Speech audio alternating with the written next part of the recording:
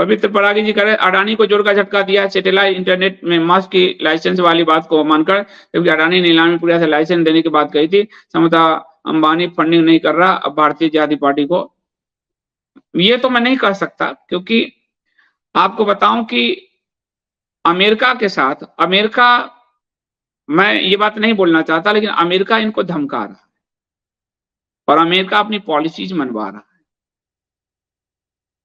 और pro America ये इतने हो चुके हैं, और सीआईए के साथ पुराने संबंध संघ भाजपा के उस समय से जेपी मूवमेंट से दिख रहे हैं कि आज ये जो भी इनर हाउस में आपको बताएगा अमेरिका के साथ किस तरह से इन्होंने व्यापार बढ़ाए हैं, व्यापार में बहुत वृद्धि हुई।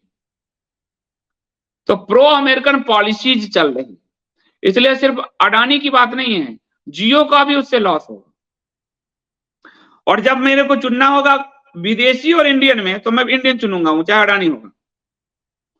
तो ये बात है कि क्योंकि सैटेलाइट भेजने की व्यवस्था उसके पास, सब कुछ उसके पास नेटवर्क है, जनता का फायदा हो सकता है।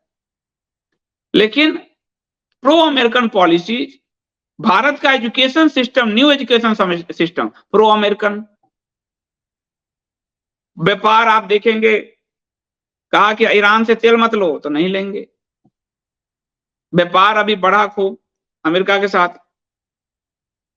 अभी एक और मामला में आया है, जो एक हमारा चेक गणराज्य में हमारे एक भारतीय को अमेरिका ने गिरफ्तार किया। आप लोगों को मालूम है? नहीं है, तो कुछ भारतीयों पे आरोप है कि उसने पैसे देके अमेरिका में एक आतंकवादी मरवाना चाहा। तो चेक गणराज्य में भारत के उस नागरिक को अमेरिका ने गिरफ्तार किया है। उस पर कभी मैं न्यूज दूंगा, मैं भूल गया था। तो भारत वहां विरोध भी दर्ज नहीं करवा पा रहा। भारत की विदेश नीति का तो घंटा बजा के रख दिया, घंटा बजा के। स्थिति ये है, और संसद में बोल रहे हैं इटली की मानसिकता। बिल्कुल इटली की मानसिकता है ये सब, लेकिन एसीवाईपीएल की मानसिकता बोलने वाला कोई विपक्ष में है नहीं। हम लोग होते तो बोलते आप एसीवाईपीएल की मानसिकता, ये रहा सर्टिफिकेट। तो सवाल यह है कि पक्ष विपक्ष दोनों मिलकर मैच फिक्सिंग कर रहा है और नुकसान जनता का हो रहा है। जनता के पक्ष में कोई लॉ बने, जनता के, खासकर हिंदू जनता के लिए। ये सारा जो पासमानदावाद हो रहा है, इसको कोई संसद में उठाने वाला है ही नहीं। कांग्रेस को भी मुस्लिम वोट चाहिए, भाजपा को भी मुस्लिम वोट चाहिए। सत्यानाश हो रहा है। विदेश नीति पर घेरने वाला कोई है ही नहीं। वो कांग्रेस केवल एक चीन चीन चिल्लाती रहती है, बाकी चीज उसको पता ही नहीं है। उसका एक युवराज है, जूता पहनता है, इधर उधर कूदता है, वीडियो बनाता है, पता नहीं क्या करता है वो। तो कांग्रेस की तो दुर्दशा है ही, और उसका फायदा भाजपा ले रही है। सही विपक्ष में अगर एक सांसद भी हम लोग की पार्टी जैसा होता, सवाल पूछता, अच्छा ओरिजिनली सवाल पूछता, लेकिन ओरिजिनली आज भाजपा के एक सांसद ने अच्छा सवाल पूछ लिया है। निशिकांत दुबे ने अडल्टरी और गे समलैंगिकता पे सवाल पूछ लिया है कल। तो उस कांग्रेस के साथ भाजपा का सांसद पूछ दिया सवाल। तो स्थिति ये है, क्या करोगे? संसद एक मखौल तंत्र बना हुआ है। कहने को मंदिर मत कहो, उसको मस्जिद कहो। हमारा मंदिर ऐसा नहीं होता। अक्षय सिन्हा जी कह रहे हैं new bill be introduce regulate appointment of chief election commissioner, what's your opinion to have. इसमें मैंने वीडियोज किया है Akshay ji. Chief election commission, अब वो Modi election commission, Bhajpa election commission. कल को कांग्रेस आएगी तो कांग्रेस इलेक्शन कमीशन होगा। ऑलरेडी उसमें 3 सुप्रीम कोर्ट ने जो प्रावधान दिया था उसमें था सीबीआई आदि के डायरेक्टर की चयन की तरह ये था कि मुख्य चुनाव आयुक्त एवं अन्य आयुक्त चुने जाएंगे। एक चीफ जस्टिस ऑफ इंडिया उसमें होंगे बॉडी में, एक विपक्ष का नेता होगा, और एक प्रधानमंत्री होंगे और एक मंत्री होंगे।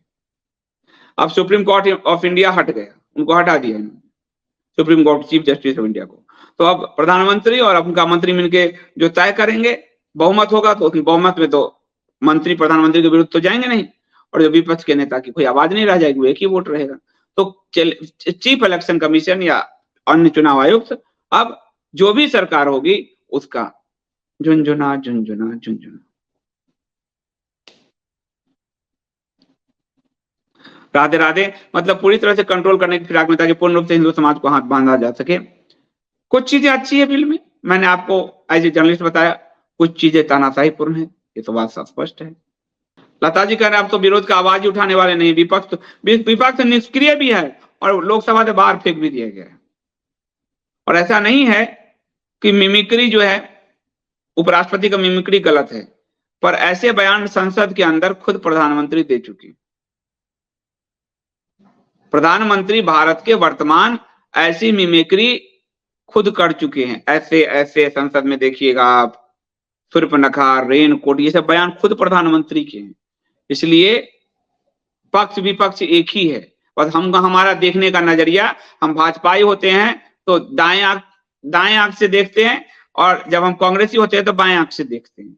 हमारा नजरिया समान नहीं है, इसीलिए लोकतंत्र पर एक साथ इतने सांसदों को फेंक देना भी हमारे लिए खबर नहीं है। और विपक्ष तो नकारा है ही, उसको तो ही चीटी से मतलब नहीं है, दांत नहीं फोड़ने से ज्यादा राहुल गांधी पार्टी को मतलब है नहीं, उसका भी जनता से कोई सरोकार नहीं। विपक्ष मजबूत होता तो भी सवाल करता। विपक्ष में नैतिक बल जब तक आप में नहीं है, आप सरकार से सवाल पूछ नहीं सकते। इसलिए नैतिकता बहुत आवश्यक है। नैतिक रूप से जो सबल रहता है, उसके आगे एक दिग्विजय नाथ खड़े हो जाते थे, एक राम मनोहर लोहिया खड़े हो जाते थे, तो नेहरू को झुकना पड़ता था। आज सोचना चाहिए विपक्ष को कि 140 हो तुम, 143 हो तुम, तुम्हारे सामने सरकार नहीं झुक पा रही, जो तुम बाहर फेंके हो। सोचो कि तुम कितने अधम नीचे गिर गए हो, दांत नहीं फोड़ रहे हो, तुम्हारी नैतिक ताकत खत्म हो चुकी है। और या फिर तुम्हारी नैतिक ताकत, तुम कहो कि ट्रोलर आर्मी ने खत्म किया, तुम्हारे भी ट्रोलर आर्मी है, लगाओ। तो भारत का लोकतंत्र इस समय सिसक रहा है, पक्ष विपक्ष दोनों के द्वारा, और दोनों ही पार्टियों के नेतृत्व में सिर्फ रंगमंच सजा हुआ है, लोकतंत्र मर चुका है। ये दोनों ही पार्टियां कर रही है, और दोनों ही पार्टियों के सहयोगी कर रहे हैं। भाजपा, कांग्रेस और उनके सारे सहयोगी मिलकर लोकतंत्र का गला दबाए हुए हैं। गार्गी जी धन्यवाद। संदीप जी, आईटी और आधुनिक व्यवस्था में अल्टरनेट प्राचीन पुराना व्यवस्था को चालू करना होगा। देखिए ये ठीक है, इसमें हमें प्राचीन चिट्ठी की व्यवस्था, ये सब हमें, हमारे जो शास्त्र जैसे टर्न हुए हैं, मैं देखता हूं, जब पढ़ता रहता हूं, वो आधुनिकता के साथ चले हैं। तो हम इस आधुनिकता को प्राचीनता के वस्त्र को पहनाते हुए चलाएंगे, प्राचीनता को नहीं छोड़ते होंगे, लेकिन आधुनिक टेक्नोलॉजी से अपने आप को आगे बढ़ाएं।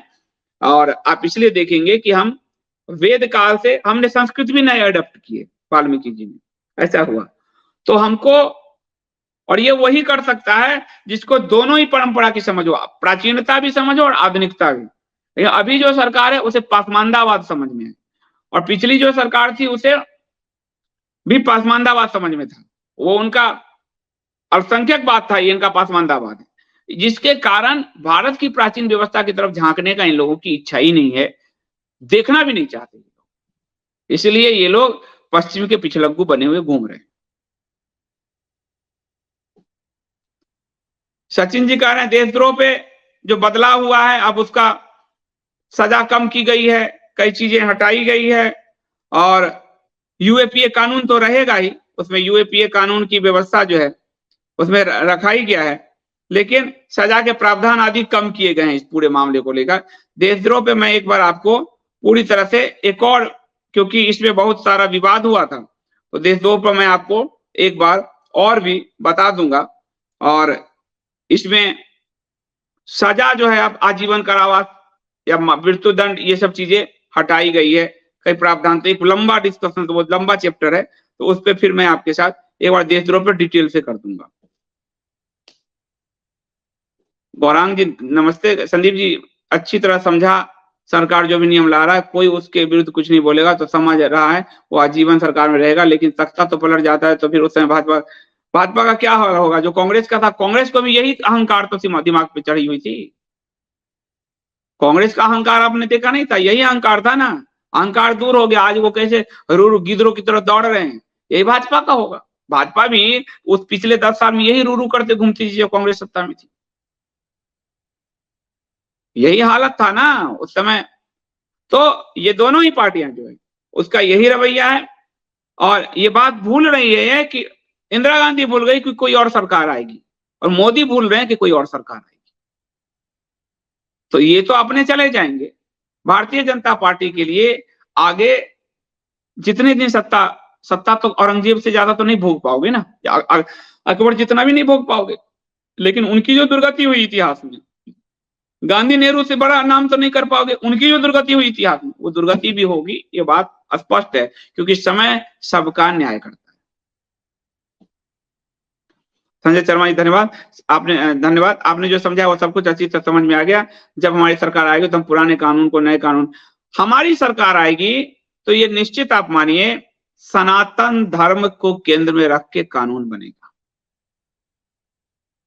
ये बात स्पष्ट है और ये हमारे सब संकल्प से भी स्पष्ट है। अभी हमारे लिए यात्रा कठिन और लंबी है, क्योंकि मैन पावर, मनी पावर, ये पूरा चुनाव इसी से चलता है। जब तक बड़े कार्यकर्ताओं की, बड़े पैसों की एक पूरा इंजन खड़ा नहीं हो जाता, लेकिन हम अगर 2, 5, 10 सीट भी अंदर भी जाएंगे 24 में, तो हम इस पर सवाल पूछेंगे, भले वो हमें भी उठाकर बाहर फेंक दें, पर हम इस पे आपको जगाएंगे, सनातन समाज को जगाएंगे, जागरूकता लाएंगे।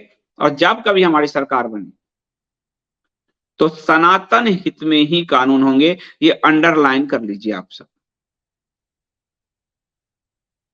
नीलम जी कह रहे कन्हैयालाल को फास्ट ट्रैक से न्याय क्यों नहीं मिला, उसका सच होते हुए क्यों नहीं मिला, तो कितने फास्ट ट्रैक बना लेंगे। कन्हैयालाल को न्याय इसलिए नहीं मिला कि कन्हैयालाल में आनन फानन में, कन्हैयालाल के मामले में कांग्रेस के पूर्व मुख्यमंत्री अशोक गहलोत के अनुसार रिकॉर्ड में है ये बात, कन्हैयालाल को छुड़ाने भाजपा के डिप्टी मेयर गए, केंद्र से अमित शाह जी ने आनन फानन में, क्योंकि कन्हैयालाल का गला चूंकि भारतीय जनता पार्टी के अल्पसंख्यक मोर्चा का एक कार्यकर्ता रियाज अत्तारी ने काटा था गौस के साथ मिलकर, तो उसको आनन फानन में एनआईए के अधीन ले लिया गया, और जो सामने सामने काट के वीडियो बनाया उसमें 160 गवाह खड़े कर दिए गए। अब वो गए केस, गई भैंस पानी में। साथ ही जो चार्जशीट दाखिल किया गया, उस चार्जशीट की कॉपी कन्हैयालाल के परिवार को नहीं दिया गया, तो पूरा केस अमित शाह जी के अधीन ही है, वही जांच करा रहे हैं, उन्हीं की एनआईए जांच कर रही है। इसलिए 160 गवाह खड़ा करके, और चार्जशीट भी उसकी फैमिली को नहीं दे रहे हैं कि कहीं पुलिस को या मीडिया को वो दिखाने दे चार्जशीट, पुलिस तो क्या छोड़ो मीडिया को दिखाने दे, चार्जशीट भी नहीं दे रहे हैं। तो ये है उस केस का हाल। भारत दवे जी, संदीप जी, सुशील जी ने सेंट्रल विस्टा के वास्तव संबंधी चर्चाएं बताते कि ये सरकार तानाशाही की ओर बढ़ सकती है और सरकार की करनी चाहिए। लग रहा है कि मुझे लग रहा है 143 सांसदों को उठाकर बाहर फेंक देना और मीडिया में कहीं सवाल नहीं है, इससे बड़ी क्या तानाशाही होगी। विपक्ष है, विपक्ष है, उसके साथ आमना सामना होगा, विचारों का मुठभेड़। अगर मिमिक्री उसने किया है तो उसको वहां बैठा के बेइज्जत करो कि यही संस्कार है तुम्हारे, कि उसको लोकतंत्र की प्रक्रिया से ही उठाकर बाहर फेंक दोगे।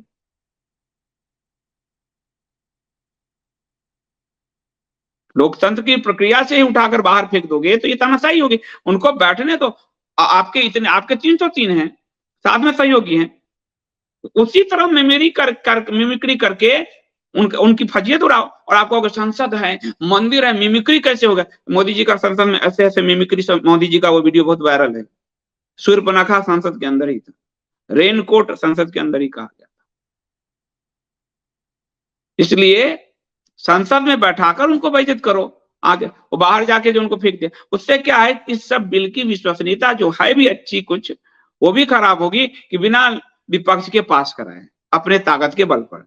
तो जनता को ये महसूस होने लगेगा कि किसी पार्टी को इतनी ताकत मत दो कि वो लोकतंत्र को ही कुचल दे। फर्ज जी कह रहे हैं पुलिस जनता की कभी मित्र नहीं हो सकती, मित्र और दोस्त पुलिस सब बेवकूफ बनाने का धंधा, ये नए कानूनों में पुलिस को और ताकत दी जा रही है, जिसका पुलिस बिल्कुल किसी को भी उठाकर अब 90 दिन पुलिस रख सकती है। ये पुलिसिया राज हो गया, 90 दिन हिरासत में रखने का प्रावधान, और पुलिस किसी की नहीं होती सगी। ये गलतफहमी है, मैं क्राइम रिपोर्टर रहा हूं बहुत लंबे समय तक, और सबसे बड़े अखबार का क्राइम रिपोर्टर हिंदी में, दैनिक जागरण। तो पुलिस सिर्फ अपना फायदा देखती है। 90 दिन रखने में कितने पैसे वसूली होगी आम जनता से, अब कुछ भी लगा के 90 दिन, 3 महीने जेल में डाल देगी, और बाद में कोई चीज साबित हुआ नहीं हुआ, खत्म कर। तो पुलिसिया राज तो आ ही गया, ये तो निश्चित दिख रहा है कानून। अरुण याग गोलक जी करें, प्रणाम संजीव जी, आपके कपोत से जस्टिस खोसला की पुस्तक पढ़ी, हिंदुओं की स्थिति गांधी और नेहरू ने जो की वही स्थिति वर्तमान में की जा रही है, परिणाम सामने आएगा। ऐसा लग रहा है 47 से 48 तक आया था। आपकी बात बिल्कुल सही है। इसमें एक लाइन और आप अपना जोड़ दीजिए अरुण जी, कि गांधी नेहरू के समय भी हिंदू नहीं सीखा था, मोदी के समय भी हिंदू नहीं सीखा। गांधी नेहरू की चापलूसी में भी चापलूसी करते हुए हिंदू भगत सिंह, सुखदेव, राजगुरु, आजाद, सुभाष चंद्र बोस को ठुकराए हुए था। आज भी हिंदू वही कर रहा है। हिंदू न तब सीखा न हिंदू आज सीखा। हिंदू तब भी बटा, हिंदू आज भी बटा। हिंदुओं के तब भी लाशें गिरी थी और हिंदुओं की आज भी 800 हिंदुओं की लाशें लगभग गिर चुकी है। न हिंदू तब सीखा न हिंदू अब सीखने को तैयार है। न हिंदू तब सच को स्वीकार करता था, न हिंदू आज सच को स्वीकार करने को तैयार है। तब तत्कालीन लीडर भी ब्रिटिश प्लांटेड थे, आज के लीडर भी ACYL से आए हुए लोग हैं। न हिंदू तब जाना न हिंदू आज जानने को तैयार है। हिंदू अपनी दुर्गति का स्वयं शिकार है। रशियन मिग जो डॉक्टर फॉरेन देश से पढ़कर आते हैं वो डॉक्टर सबसे ज्यादा डेंजरस हैं, जो चाइना, कजाकिस्तान वहां से आते हैं, जो हमारे जनरल वर्ष से हो, क्या बोलना है पता नहीं। देखो, जो डॉक्टर का जो प्रैक्टिस रेट है, जो अधिकतर NCBR में डाटा आप देखोगे कि ज्यादातर जो लापरवाही के केस आते हैं और ये पढ़ाई से संबंधित है, जो लापरवाही के केस आते हैं उसमें आरक्षण का एक बड़ा फैक्टर है। इसको मैं पॉलिटिकल करेक्ट नहीं हूं कि आपको पॉलिटिकल करेक्ट बताऊं। बाहर की डिग्री का भी इशू है, बाहर की डिग्री को आप सर्विलांस में लीजिए, लेकिन डॉक्टर पर जो एक नैतिक दबाव था कानून का, वो कानून खत्म, दबाव खत्म उन पर। डॉक्टरों के लिए तो अच्छा हो गया, उनके पॉइंट ऑफ व्यू से मैं देखो तो अच्छी बात है, पर सवाल ये है कि अब तो वो लापरवाही अब जानबूझ के भी हो सकती है कई बार। दुनिया में तो कई जगह ये भी आता है कि जो मलेच्छे वाले डॉक्टर है और दूसरे काफिरों को खत्म करते हैं, वो आराम से कर सकते हैं। तो कानून का भय तो उनके खत्म कर दिया गया साफ साफ। बाहर वाले डॉक्टरों की डिग्री को आप मान्य मत करो, या मान्य कर सकते हो तो उसके एक प्रोसेस, एक एग्जाम लेने की प्रक्रिया करो। और बाहर पढ़ने जा क्यों रहे हैं? क्योंकि यहाँ तुम्हारे सीट नहीं है, यहाँ आरक्षण के सीट खाली पड़े हुए हैं। जब यूक्रेन में विवाद हुआ, एक लड़का डॉक्टर जो मरा और उसका 91-92% मार्क्स था, उसको नहीं मिला था जगह, तभी तो वो बाहर गया पढ़ने। और जो डॉक्टर वहां से आए, सरकार को अपने यहाँ के खाली सीटों पे भर्ती देनी चाहिए थी, सरकार ने उनको दिया नहीं। तो जो पॉलिसी ऐसे बनाओगे तो बाहर जाएगा नहीं पढ़ने, क्या करेगा? कहीं तो अपने बच्चों को पढ़ाएगा कि नहीं पढ़ाएगा? भावना कटियार जी कह रही हैं इंदिरा गांधी इमरजेंसी लगाकर बदनाम हो गई, ये सरकार चालाकी से इनडायरेक्ट। बिल्कुल बिल्कुल, आप इंदिरा गांधी इमरजेंसी लगाकर बदनाम हुई, ये इमरजेंसी लगा चुकी है, लेकिन इसको अपने ब्रांडिंग के से, पैसे की ब्रांडिंग से। इंदिरा गांधी ने मीडिया को कंट्रोल किया था, इन्होंने पैसे की ब्रांडिंग से 6700 करोड़ ठूस के करीब प्रिंट मीडिया को इस एक साल में 2022 और 23 के बीच में प्रिंट मीडिया को करीब 1000 करोड़ का विज्ञापन जारी किया है, करीब 1000 करोड़।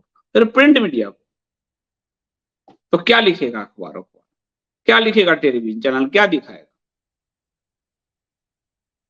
कौशल जी कह रहे हैं Nageshwar Rao sir free movement चला रहे इसलिए सरकार ने कारनामा किया। सरकार ने जो भी किया है वो अनएथिकल है और वो एक्स भी लिख रहा है। और नागेश्वर राव की सारी जानकारी तो IPS रहे सरकार के पास ऑलरेडी, CBI के पूर्व डायरेक्टर थे। ये प्रेशर डालने का तरीका है कि तुम औकात में रहो वरना तुम्हें ठीक कर देंगे। ये इनडायरेक्टली प्रेशर डाला जा रहा है, ये सब कहा जाता है। हम लोग के चैनल बैन कराना, व्यूअरशिप खत्म करना, कैप करना, ये इनडायरेक्टली कहा जाता है औकात में रहो, हमारे कंट्रोल में। असली बात यही होती है और कुछ नहीं। एकता कपूर को नहीं कहा जाता, जो थैंक यू कमिंग फिल्म जैसी नग्नता परोसती है उसको पद्म श्री मिलता है, उसको कोई नहीं दिखाया जाता। कपड़े जैसे बदलते हैं, हमारे यहाँ विपुल ने लिखा, वैसे वो मर्द बदलती वाली फिल्म दिखा रहे हैं, उस पर कोई पाबंदी नहीं, कोई सेंसर बोर्ड नहीं। यही अनुराग ठाकुर बेटा। और उन लोगों को, फिल्म वालों को राम मंदिर में बुलाया जा रहा है, उसको पद्मश्री दिया जा रहा है। बाकी चीजें सोसाइटी को एकदम खराब करने की दिशा में जो सुप्रीम कोर्ट, सरकार, इंडस्ट्री सब मिलकर कर रही है, अडल्ट्री हटाना, समलैंगिकता बढ़ाना, कपड़े की तरह स्त्रियां बदलना, पुरुष बदलना, ये सबको खुला है, पर समाचार अगर आलोचक हैं तो उसको दबाएंगे। यही रवैया है। बिना वर्मा जी का संदीप जी खलीफा अब अपने 4 पीडीओ वालों को जो धंधा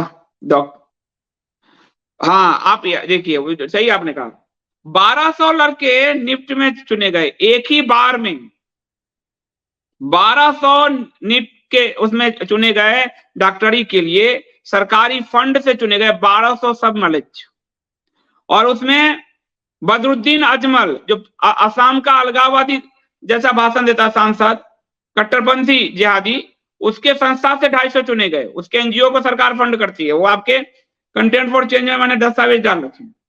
तो 1200 डॉक्टर वहां से निकल रहे हैं।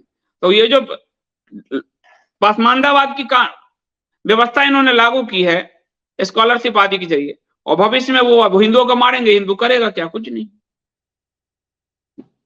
1200 वाली बात मैंने कही थी, एक दो सरकारी यूट्यूबर्स बड़े बौखला गए थे, चिल्लाने लगे थे, रिपोर्ट दे दिया हमने। और देखिए बदरुद्दीन अजमल के ट्रस्ट को मिलता है कि पैसा नहीं मिलता, सब मैंने दे रखा है। मैं कह रहा हूं कोई डॉक्टर किसी को मारना नहीं चाहता, ओरिजिनल बताऊं, डॉक्टर का अपना एक सिंपैथी होता है और वो उसका अपना मरीज होता है, लेकिन उसको एक कानून का भय अंदर होना चाहिए। कानून सबके साथ अगर समानता का बर्ताव है। अब जो मर गया उसको तो कानून से भी न्याय नहीं मिल सकता, कुछ नहीं मिल सकता, उस पर तो डबल पहाड़ टूटा है। तो कानून का अपना, और ये किसके कहने पर किया जा रहा है? WHO के एजेंट के कहने पर। इंडियन मेडिकल एसोसिएशन रामदेव के खिलाफ उतरा था कोरोना में, आप लोगों को याद है ना, बाबा रामदेव के खिलाफ, कोरोनिल के खिलाफ। हर्षवर्धन उसी इंडियन मेडिकल एसोसिएशन का और WHO का और बिल गेट्स का साथी सब ये, पर इनके कहने पर कानून बनाया गया, एक एनजीओ के कहने पर। ये तो दुखद है, लेकिन अब कोई बात नहीं, सरकार है। पवित्र परागी जी धन्यवाद करें, बिल्कुल सही लॉजिक दिया आपने, यही लॉजिक मेरे मन में भी था। हम जो भी सनातन धर्म में सोचता है वो उसी लॉजिक पे जाएगा कि यही होना चाहिए। तो पूरा मैं तो कई सबूत कंटेंट फॉर चेंज में मैंने डाला है, आप सब देखिए कि CIA के साथ जेपी मूवमेंट के समय से किसके रिलेशन है। अखबारों में छपा हुआ है, जिसको प्राइम मिनिस्टर बना वाजपेयी जी के साथ, जिस मोरारजी देसाई को CIA पैसा देती थी, वहां लगा हुआ है। वाजपेयी रॉ के विरोध में वाजपेयी जी भी खड़े हो गए थे, वो भी आपको वहां में मिलेगा। आपको पढ़िए जरा आप सब, मैं पढ़ने को तो कहता हूं, इससे आप सबका ज्ञानवर्धन होगा, आप ऊंचाई पे जाओगे, आप किसी को भी धाराशायी करोगे। पढ़ोगे तो, अगर आप पढ़ोगे तो मुझे क्या दोगे बताओ? मैं कहता हूं पढ़ो, क्योंकि सच अगर जानोगे तो आप देश की पॉलिसीज को सही ढंग से समझ पाओगे, जिस पॉलिसी में हिंदू सनातन धर्मी कहीं है ही नहीं। बहुत बहुत धन्यवाद।